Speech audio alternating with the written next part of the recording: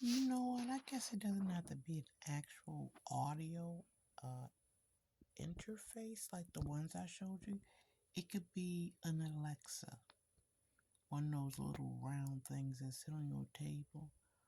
Or it can be one of those cameras for kids that you put in a room and you watch your child. Any camera where you can see out and see in and pre-program sounds like the ocean or whales. All of those things can be utilized as an audio interface. Isn't that crazy? I never knew. I put that thing on here over a year ago. I tell you, document, because you have no idea the information you actually have. Look out for your people. Because nobody knew I was as sick as I was. And nobody knew I have sleep disorders or any other illnesses. But Dr. Edward Swanton knew. He's a medical doctor too. He saw that open wound, and I think he utilized it. I think he did something to my cords, because you can get to your vocal cords, you can get to your eyes, your nasal passage, just by the veins that are utilized and moved during that surgery a month before. Edward Swanton knew what he was doing. He worked for Marianne Boyd and he knew what he was doing. And I keep thinking, what did he do with that videotape? I just want to lay down and die. He's sadistic.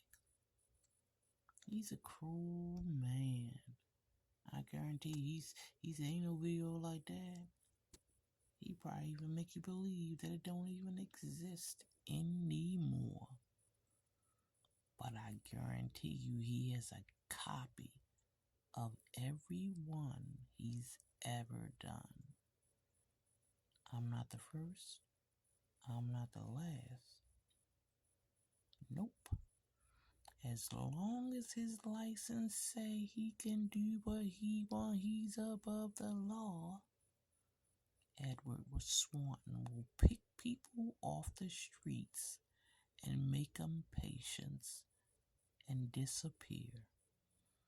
Brown skin, I'm talking about that brown skin. That's the skin that I'm in. That's the skin that Donald Grove wants to be in. Those men. I had a burglar living right next to me, and the cops believed him when he said I was doing it to myself. A burglar told a Baltimore County cop that I was breaking into my own house, that I was popping my own windows. A felon with an arrest record from, I think, Tennessee and Kentucky told, and know why he believed him? I don't know, just simply because he worked for him, but they both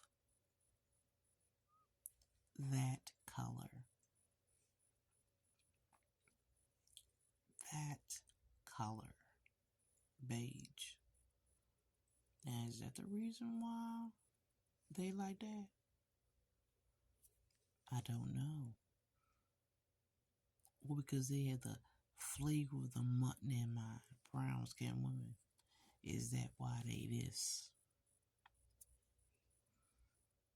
Well, I'm about to get off of here. Because I'm sleepy. No, I'm not. But I am glad off here because it's just so much information. It's ridiculous. It's ridiculous that the falsified information wasn't found by Ascension St. Agnes Hospital. It's amazing that 911 can receive a call about a suicide attempt, but no synopsis about who called, where was the attempt, who saw what was the attempt that was being used. It didn't have no information but thoughts and attempt suicide. That is it. Officer Curl didn't turn his body cam on until he started talking to Bathsheba Dixon because Officer Curl talked to me. He stood in front of me. Then he got down and hunched down and had a conversation with me. Why is that not on his body cam? All you see him talk to is Bathsheba, and they lie to each other. He said he'd been there before. Then weren't you one of the ones there when they were breaking in my house? Officer Carroll, because I remember you. But if not, then why was you there, Officer Carroll? Because you mentioned it on the body cam that you were there before. For what? Officer Carroll. And the cop that does have the body cam, I made a video of him.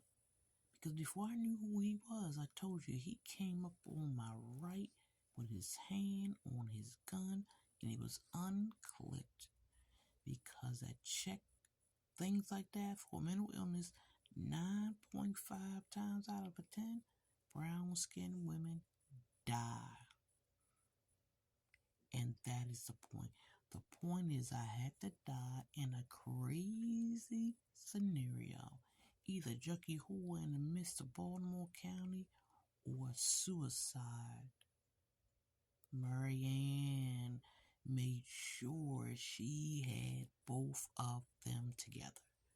With Thomas Wheatley raping me and put it on a porn site? That nigga? I wouldn't spit on him. I'm so glad I pissed on him in that damn movie that he made of me.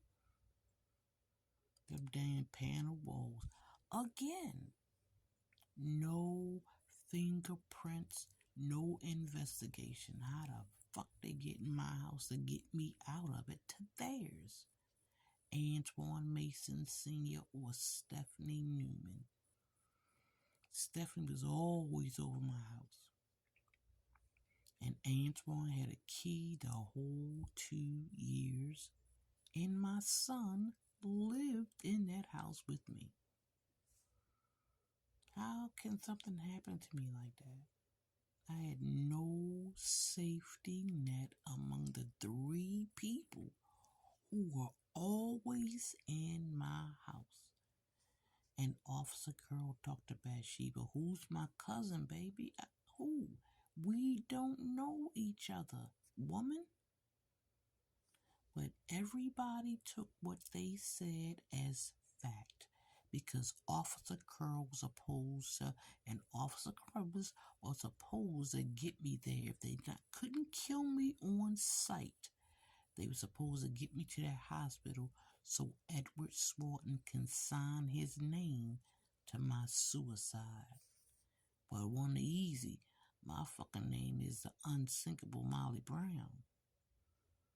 So if you want to think I'm crazy, think I'm crazy. This gang stalking is whatever this bullshit is, but I'm telling you now, whether I live today or tomorrow, Edward Swanton MD is an assassin. And Marianne Boyd Grow is a drug dealer. And Antoine Mason Sr., Thomas Whitley Jr., Bathsheba Dixon, Stephanie Newman, and the crew are gangbangers and gang stalkers, gang members of Marianne's gang that she took from Montana Burnett when we convicted them during that federal murder for hire RICO trial. Fuck what you heard. Everybody have a good night.